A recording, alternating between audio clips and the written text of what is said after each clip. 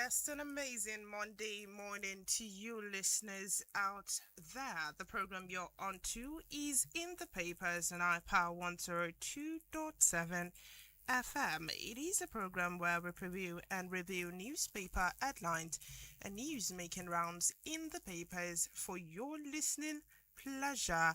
I am Inioluwa Adekoya, and with me on the program this morning is Florence Ibarimo. Yes, this morning I've got with me the Guardian newspaper, the Daily Post newspaper, and the Daily Trust newspaper. We also have We have headlines from the Sun newspaper this morning. We have headlines from the Punch newspaper. We have headlines from Daily Post, Daily Trust, and the Guardian newspaper this Monday morning. yes, right about now we will go on a short break. When we get back, we'll give you the headlines and news making rounds in the papers this morning.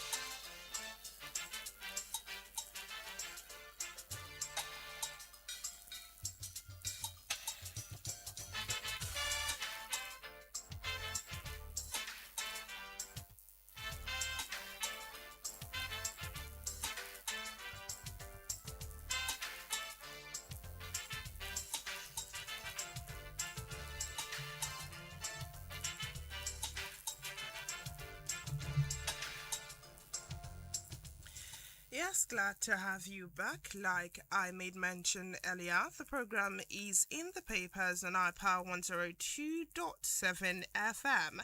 Beginning on the top of the list of our headlines this morning from the Daily Post newspaper. Peter Obi, Channel's TV host, shown turned message therapist Daniel Boala alleges bias. Yes, still taking headlines on this from the Hope newspaper, where we have AAUA urges scam as Ondo moves to end ASU strike. Yes, still on the Daily Post newspaper now, Foundation President Bamboshe is dead. Yes, still taking headlines from the Hope newspaper this morning. We have Ayedatiwa deserves national honor for strengthening rule of law, and that is coming from Ondo AG. I have CCTV footage of what happened as Abacha died, says Al Mustafa. Yes, away from that and now to the still taking headlines from the Hope newspaper, where we have bandits abduct KBI Kurt George. Still on the Daily Post newspaper, police begin investigation into pastor's alleged suicide in Akwa Ibom. Yes, away from the Hope newspaper now to the Punch, where we have Dangote blames importers for petrol sales policy reversal. Yes, still on the Daily Post newspaper, is too young to challenge Sharia law. Sheikh Gumi blasts Burkina Faso Traore.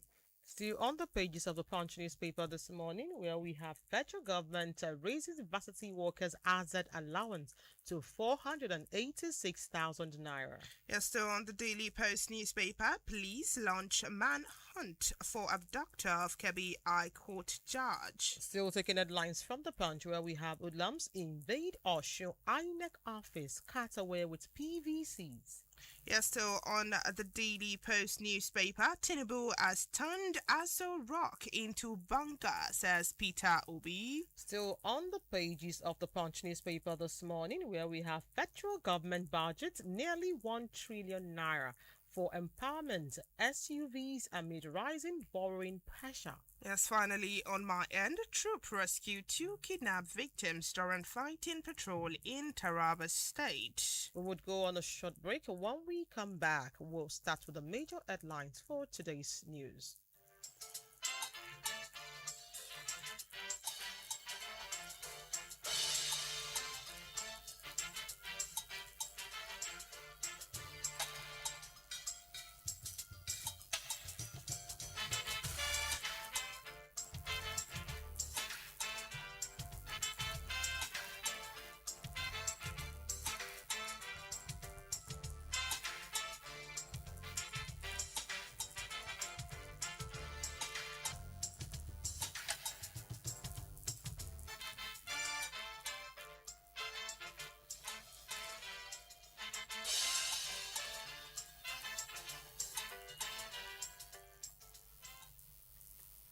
Yes, so glad to have you back. The program is in the papers on iPower 10 paper.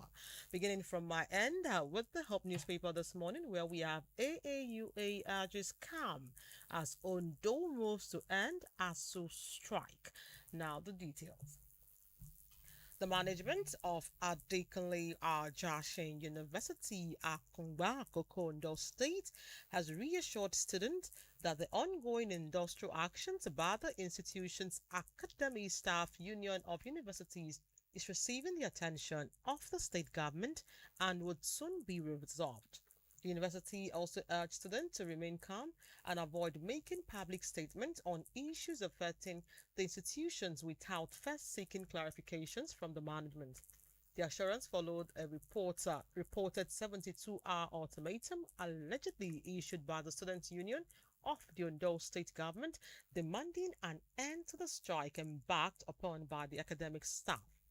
In a statement signed by Deputy Registrar Information, Protocol and Public Relations of the institutions, Mr. Shola Imoru, the management said the state government had already approved measures to address the situation through a statement saying the process of releasing the intervention fund was already underway and would facilitate the settlement of the institution's financial obligation.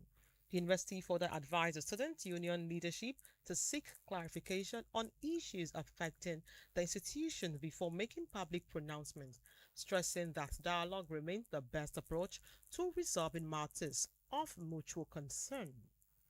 For more details of the news, see the Hope newspaper this morning with the headline AAUA urges calm as Ondo moves to end ASU strike. And now to the Guardian newspaper, voters' registration closes amid concerns over access election credibility. And now to the details. The Independent National Electoral Commission, INEC, yesterday ended the nationwide continuous voters registration CVR exercise, drawing mixed reaction from political parties, civil society groups, and election stakeholders who want that the technical glitches, security concerns, and unresolved access challenges could undermine preparations for the 2027 general election. The Commission ruled out any extension of the exercise, insisting that the nationwide registration ended yesterday, despite appeals by opposition political parties and civil society organizations for more time. It had urged eligible Nigerians who were yet to register to take advantage of the remaining hours before the registration window closed. In a post in its official X handle over the weekend, INEC reiterated that the exercise would end on Sunday, the 26th of July, that was yesterday, with designated registration centers operating from 9 a.m. to 3 p.m. INEC also reminded prospective voters that they could complete the registration process online through its dedicated CVR portal or visit designated INEC offices and registration centers nationwide for physical registration. The Commission maintained that there would be no extension, stressing that the timeline is in line with the provision of the Electoral Act 2022, which requires voters' registration, update, and revisions to the register to be suspended at least 90 days before the election to allow operations. If that news aligns with your interest, it is on the Guardian newspaper with the headline Voters' registration closes amid concerns over access election credibility. Still taking headlines from the Hope newspaper, where we have Ayetatiwa deserves national honor for strengthening rule of law, and that is coming from the Ondo Attorney General. Now the details. The Attorney General and Commissioner for Justice in Ondo State, Dr. Olukayode Achilo SAN, has described Governor Lucky Ayedatiwa as one of the Nigerian's leading champions of the rule of law, saying his commitment to judicial independence and institutional reforms makes him deserving of national recognition. Area, Mr. Fidelis Anosike, ahead of the newspaper's commentary celebration, where 100 distinguished Nigerians will be honored for their contribution to national development. According to the Attorney General, Governor Ayedatiwa-led administration had consistently strengthening the judiciary through reforms aimed at promoting judicial autonomy, improving infrastructure, enhancing the welfare of judicial officers, and expanding access to justice. He said no nation could achieve sustainable economic growth, attract meaningful investment, or preserve democratic stability without an independent justice. The governor understood that justice remains the constitutional foundation of peace, development, public confidence, and democratic legitimacy. Adela also said the recent conferment of the Ambassador of the Rule of Law Award to Onayedatiwa by the Nigerian Bar Association, Akure branch, reflected the legal community's recognition of the governor's commitment to judiciary independence and constitutional governance. He noted that Ondo State had emerged as one of the leading states advancing judicial reforms, adding that investors were more likely to commit resources on jurisdiction while contacts were enforceable and disputes are resolved fairly. The Attorney General said the administration had granted full autonomy to the state judiciary, increased the of magistrate and initiated legislative measures to improve their status and welfare. For more details of the news, see the Hope newspaper with this headline. Ayedatiwa deserves national honor for strengthening rule of law, and that is coming from the Ondo Attorney General. Yes, still on the Guardian newspaper, Sarab sues NNPCL over failure to account for 211 trillion naira oil funds. And now to the details. Socio-Economic Rights and Accountability Project, SERAP, has sued the Nigerian National Petroleum Company Limited (NNPCL) at the Federal High Court in Abuja over its failure to explain the account for the 211 trillion naira recorded in the 2023 audit financial statement as sundry receivables and accrued expenses. In the suit marked FHC ABJCS 1427-2026, Serap is seeking an order of mandamus compelling the National Oil Company to disclose all documents and information relating to the transaction and provide a detailed account of the entries. According to Serap, the audited financial statement recorded 107.6 trillion naira as sundry receivables and 103.4 trillion naira as accrued expenses, but failed to provide sufficient details to enable public scrutiny of the transaction. The organization is asking the court to compel NNPCL to provide a comprehensive explanation and supporting documents on the 107.6 trillion naira classified as sundry receivables, including the identities of debtors, amounts owed at the legal basis on the receivables, and the status of recovery efforts. It is also seeking an order directing the company to disclose a complete breakdown of the 103.4 trillion naira recorded as accrued expenses, including identities of creditors and beneficiaries, the nature and legal basis of the liabilities, and documents establishing their legitimacy. Sarab further wants the court to compel NNPCL to release all records relied upon in preparing and approving the 211 trillion naira entries contained in the 2023 audited financial statement. In a suit filed on his behalf by lawyer Oluwakemi Agumbiade, Kehinde Oyewumi, Andrew Nwako, Miriam Mumuni, Serap argued that there is an overriding public interest in the disclosure of the information sought. If that news aligns with your interest, it is on the Guardian newspaper with the headline Serap sues NNPCL over failure to account for 211 trillion naira oil funds. Still on the pages of the Hub newspaper, taking headlines, we have Ondo Amatekun tightens forest security, cuts kidnapping. Now the details.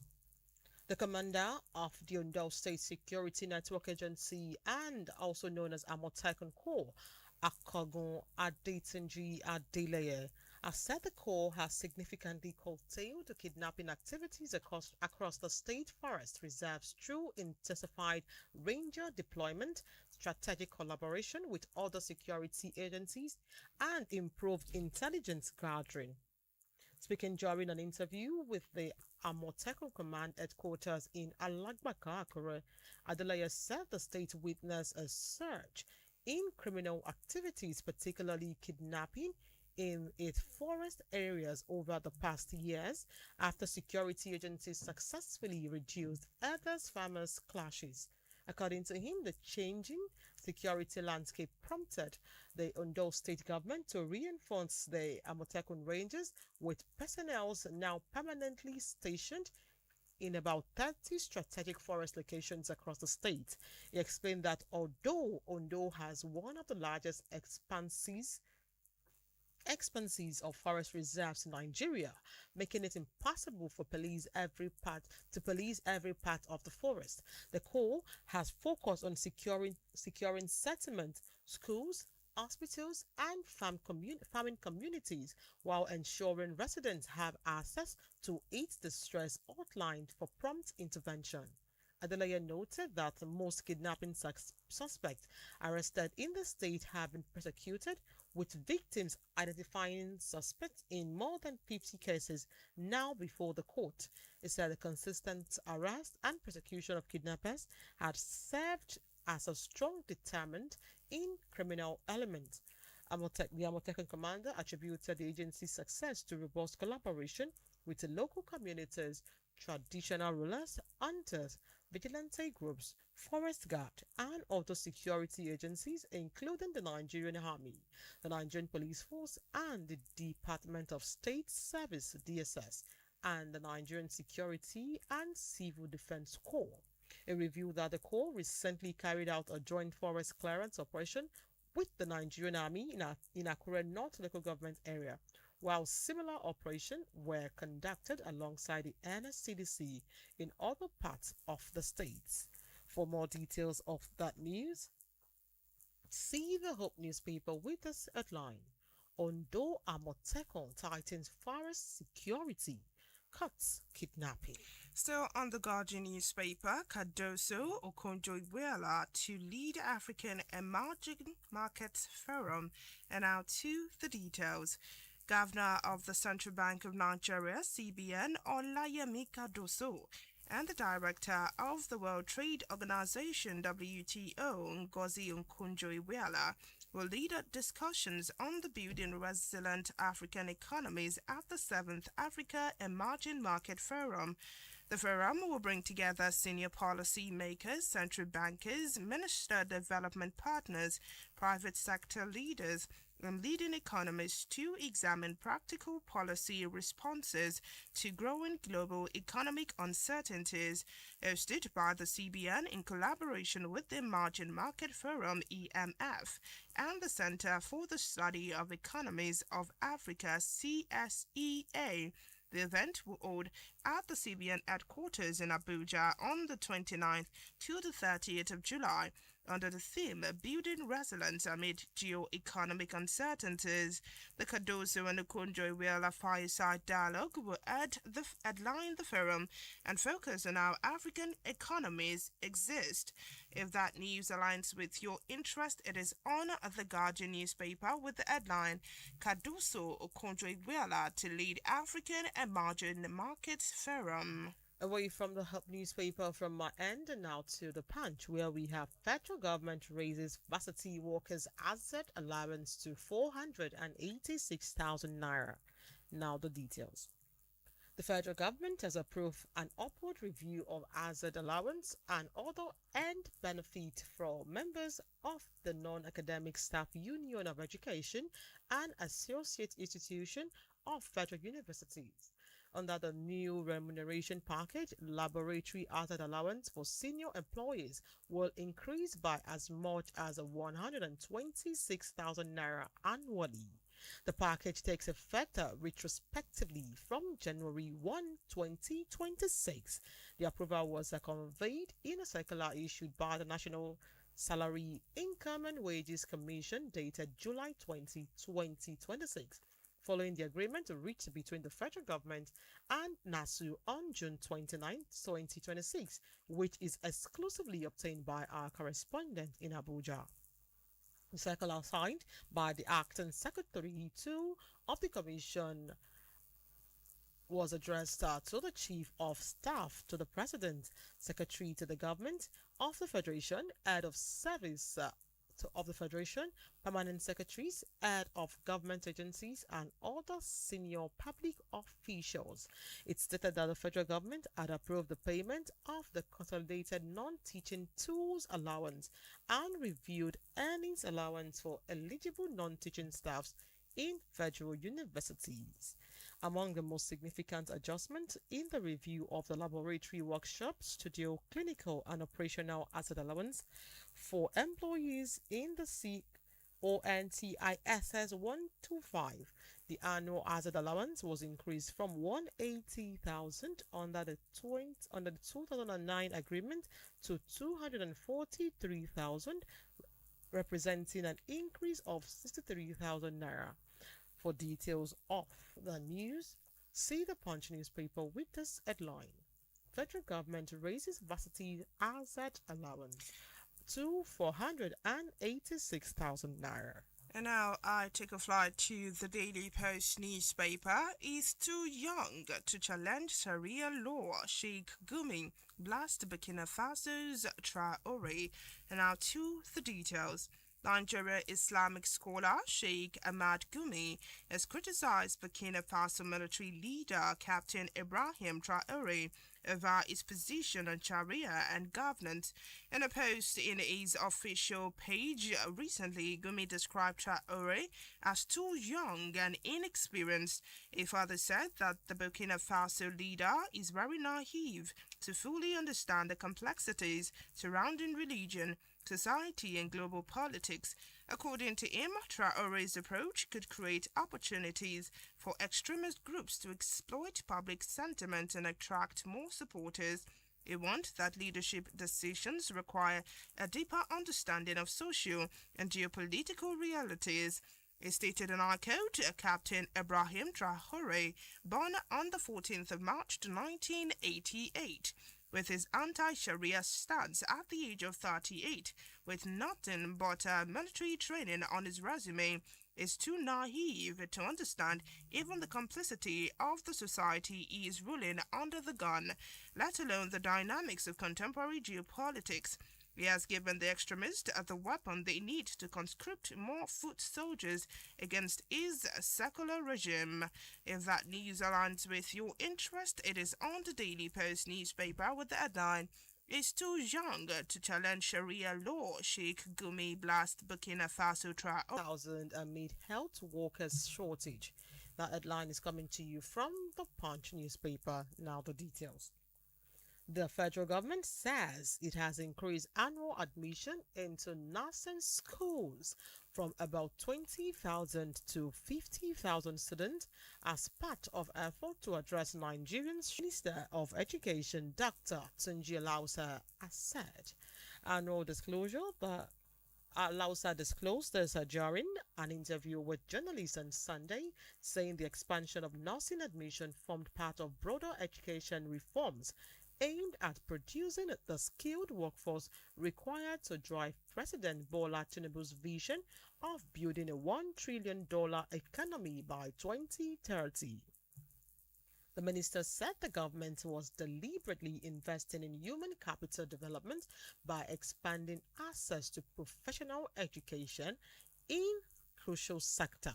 He explained that the federal government had aggressively expand admission into health-related programs to bridge the gap, to bridge the long-standing shortage of healthcare workers. According to him, annual enrollment into nursing schools has risen from about 20,000 students before the current admission assumed office to approximately 50,000 students, adding that admission into medicine, pharmacy, and dentistry has also been significantly increased.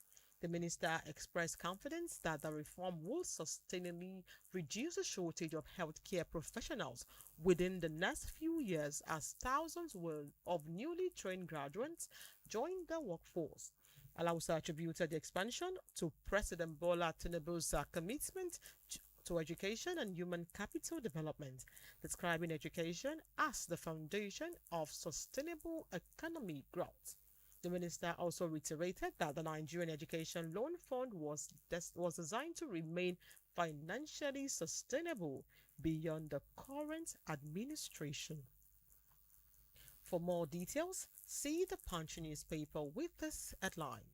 Federal government expands nursing admission to 50,000 amid health workers shortage. Still on the Daily Post newspaper, gunmen attack INEC officials, cut away PVCs in Oshun.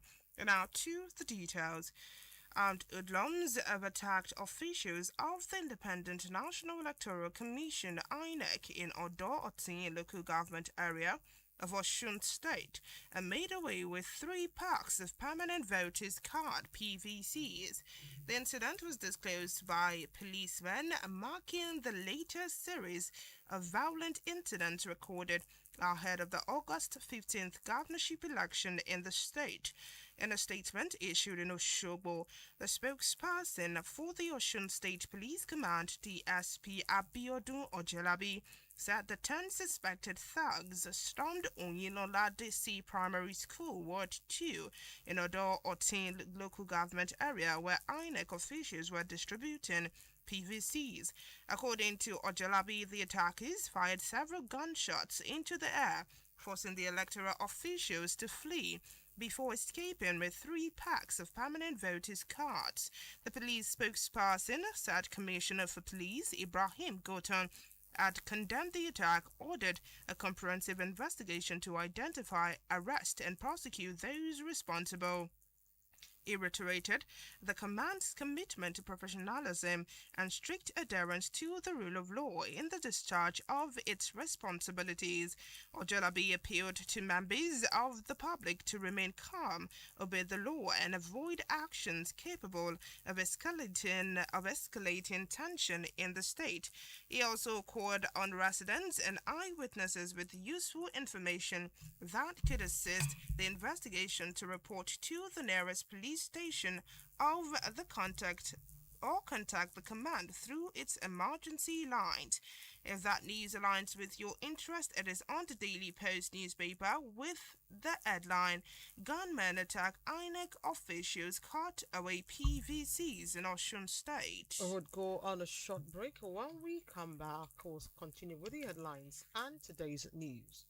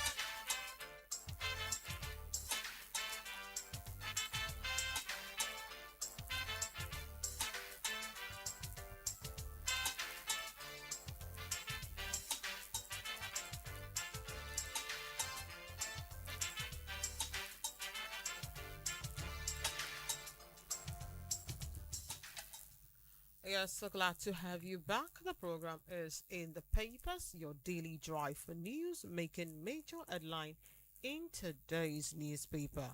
Yes, away from the Punch and now to the Sun, where we have Army arrest wanted soldier over alleged supply of military kits to terrorists.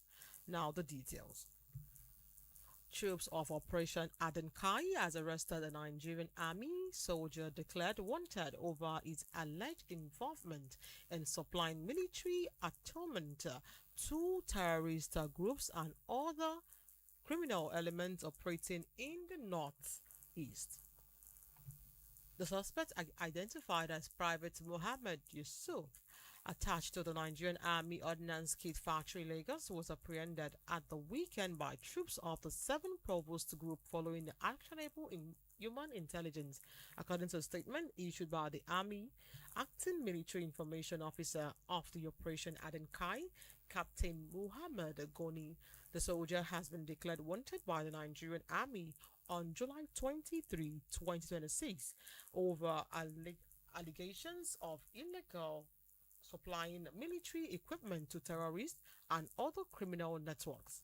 The statement said Yusuf, with the force enlisted number 23NA/84/1939, was arrested at the Jidari bus stop in Maduguri, Borno State, while allegedly attempting to flee to the Republic of Cameroon.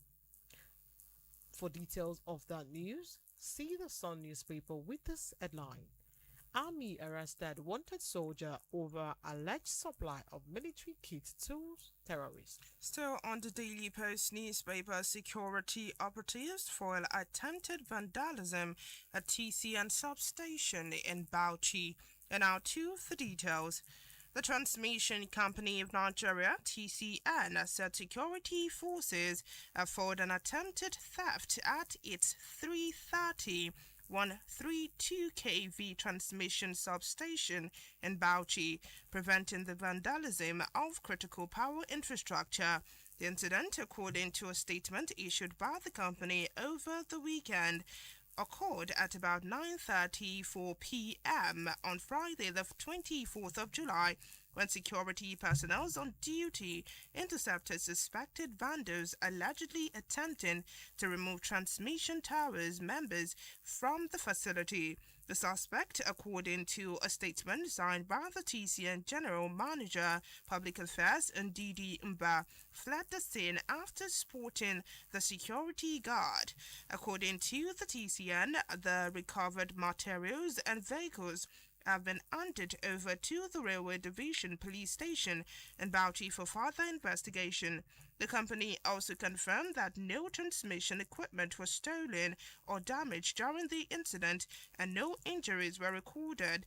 The TCN condemned the swift response, commended the swift response and vigilance of its security personnel, noting that their prompt action prevented the theft of critical transmission infrastructure. The company also further urged communities to remain vigilant and report suspicious activities around electricity installation to security agencies or nearest TCN offices to help safeguard the nation's power infrastructure. If that news aligns with your interest, it is on the Daily Post newspaper with the headline Security Operatives Foil Attempted Vandalism at TCN Substation in Bauchi. You're still taking headlines from the Sun, and now to business matters. Ohando backs federal government's gas to power drive, seeks a deeper partnership. Now the details. Ohando Energy Resources, OER, the upstream subsidiary of Ohando PLC, has pledged stronger collaboration with the Federal Ministry of Power to advance the Nigerians' gas to power agenda, boost electricity generation, and support the country's industrialization drive.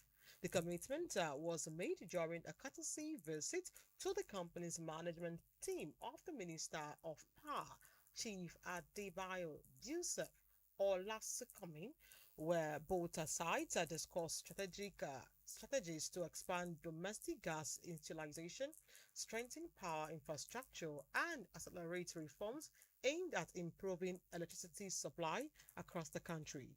The meeting brought together senior officials of the ministry and the OER's upstream leadership in what both sides described as a timely engagement aimed ongoing effort to address Nigerians' power supply challenges. Speaking during the visit, Managing Director of OER, Dr. Alex Irune, said the company's growing gas portfolio places it at the center of Nigeria's energy transition and economic development. He noted that Ohando's operations already support the country's power generation infrastructure through the Opai Independent Power Plant, which supplies electricity to about 50 million Nigerians and contributes to roughly 15% of the nation's power generation.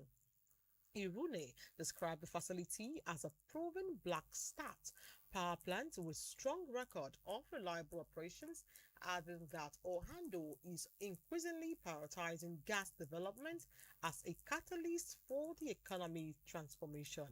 According to him, sustained investment in domestic gas resources, power infrastructure, and industrial capacity will be essential to building a productive economy. If that story aligns with your interest, it is on the pages of the Sun newspaper this morning with this headline: Ohando backs federal government gas to power drive seeks deeper partnership. Yeah, still on the Daily Post newspaper, talking Peter Obi, Channels TV host, Sheon turned a massage therapist, Daniel Voila alleges bias. Now to the details. Daniel Bola, Special Advisor and Policy Communication to President Bola Tinubu, has accused popular channel's TV host Sheon Akimbaluye of being biased in his interview with politicians.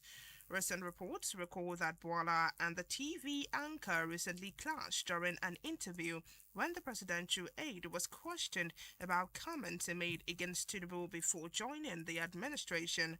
Sheung also hosted the presidential candidate of the Nigerian Democratic Congress (NDC), Mr. Peter Obi, where the latter addressed some key national issues, especially wrong policies of the Tinubu-led administration.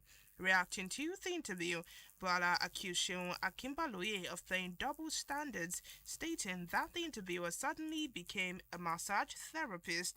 Again, as predictable, the interviewer with double standards turned up as a massage therapist. No balls, no grit, no creativity, no data, no clickbait. Yet the interviewee sounded boring without substance. 1,000 media surrogates cannot market him. If he didn't dare, he didn't dare. Bala wrote on his official X handle. If that news aligns with your interest, it is on the Daily Post newspaper with the headline Peter Obi, Channels TV host, Sheon turned a massage therapist, says Daniel Bwala. Still taking headline from the Sun, now talking sport. Hotel theft suspect confesses as Super Falcon recovers stolen cash. Now the details. A suspect arrested in connection with the theft of cash belonging to several Super Falcon players at the Marriott Hotel Casablanca has reportedly confessed to the crime, with arrangements underway for full restitution of the affected players. The development comes days after members of the Nigerian women national team reported that money was stolen from their hotel rooms during a final phase of their training camp ahead of the 2026 Women African Cup of Nations (WAFCON) in Morocco. The incident occurred before the teams relocated from Casablanca to Rabat for their Group C fixtures. Nigeria opened its WAFCON preparation in Mohammedia on July 15 before moving to Rabat on Saturday, where the nine-time African champion will play all their group stage matches. Midfielder Esther Okoronkwo disclosed that she, Captain Rashidat Ajibade, goalkeeper Chiamaka Onadozie, and defender Michelle Alonze were among the players whose money was stolen. According to Okoronkwo, the total amount taken exceeded $1,000, adding that hotel officials initially failed to provide satisfactory explanation after the matter was reported. Providing an update on the investigation, in captivity. Newsmen gathered that the gunman attacked Justice Bonza shortly after he returned from a trip to Sokoto. He had just returned from Sokoto when the gunman stormed his residence and took him away. The sources added that no one else in the house was injured, although the attackers fired several gunshots before leaving the judge. The police public relations officer (PPRO) Kebbi State Command SP Bashir Osman confirmed the abduction. The police spokesman said the Commissioner of Police CP Umar Mohammed Adejia had deployed tactical and intelligence operatives after receiving the report. A senior official of the Kebbi State High Court who requested anonymity because he was not authorized to speak on the matter described the incident as a sad development for judiciary. He added that the management of the High Court had already met with heads of security agencies in the state to strategize on securing the judge's immediate release. As of the time of filing this report, no group had claimed responsibility for the abduction. If that news aligns with your interest, it is on the Daily Trust newspaper with the headline Gunmen Abduct Kebbi High Court Judge. Yes, still on the Sun newspaper talking entertainment. BB Niger season 11 kicks off as housemate promises drama. Eyes on 160 million grand prize. Now the details. BB Big Brother Niger season 11 has officially begun with 24 contestants entering Biggie's house to compete for the show's record-breaking 160 million grand prize. The new season was launched on Sunday yesterday night by host Ebuka Obi Uchendu. Some of the housemates made their intentions clear from the onset, insisting that they were in for the competition to win instead of pursuing romantic relationship. The reality show themed Show Yourself will run for 72 days with the eventual winner taking home a prize package worth 160 million naira. For details of that news, see the Sun newspaper with this headline. BB Niger season 11 kicks off as housemate promises drama. Eyes on 160 million ground prize. Still on the Daily Trust newspaper, and the LEA intercepts 10 billion naira drugs at Lagos ports. And now to the details. The National Drug Law Enforcement Agency and the LEA has intercepted cocaine, Canadian loud, and opioids with a combined estimated street value of over 10 billion naira in a series of intelligence-led operations across Lagos and other parts of the country. The NDLEA spokesman Femi Babafemi disclosed this in a statement recently. They said operatives arrested a 55-year-old businessman, Onugbo Ndubisi Chinedu, for attempting to export 3.30 kilograms of cocaine concealed in the walls of cartons containing food items destined for the United Kingdom. According to the agency, the suspect was arrested on Thursday, the 23rd of July, following the interception of cocaine consignment at the export shed of the Murtala Mohammed International Airport, Lagos, a day earlier.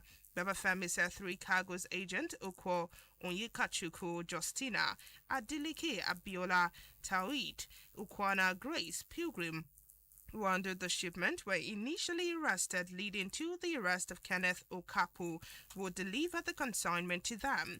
He further added that investigations identified Onuigbo as the kingpin of the syndicate, leading to his arrest while allegedly attempting to ship another cocaine consignment to the UK.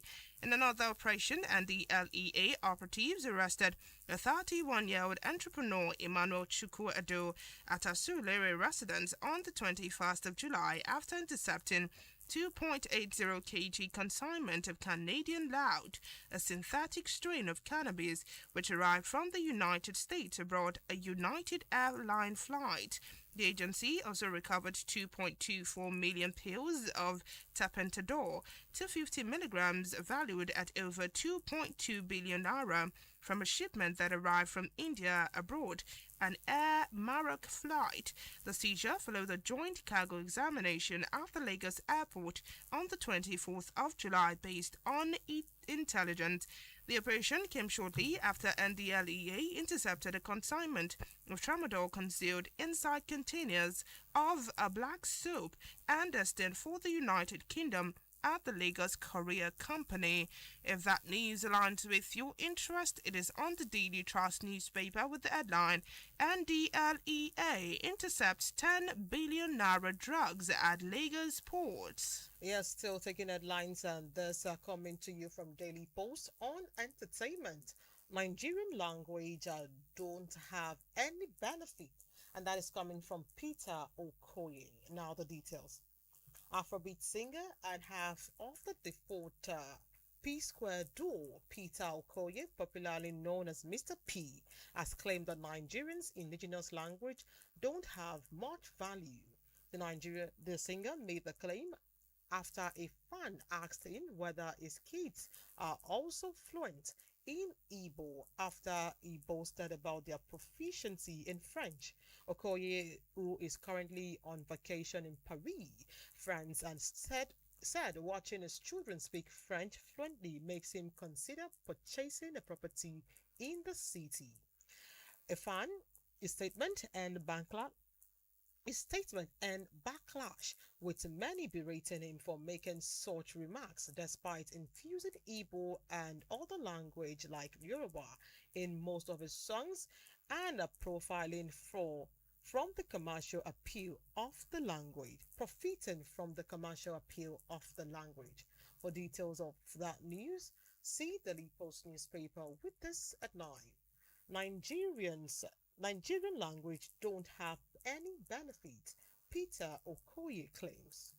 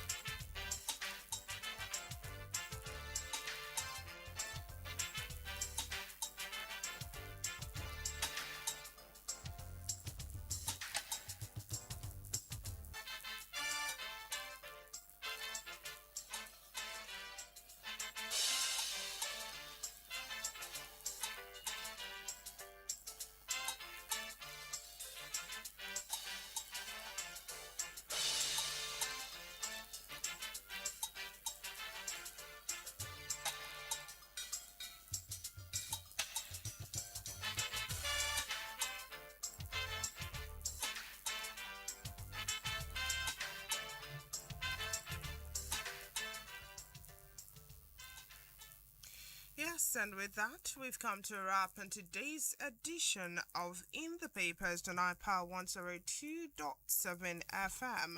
We sincerely hope this review has kept you informed of conversations making rounds in the papers today. Until next time, I remain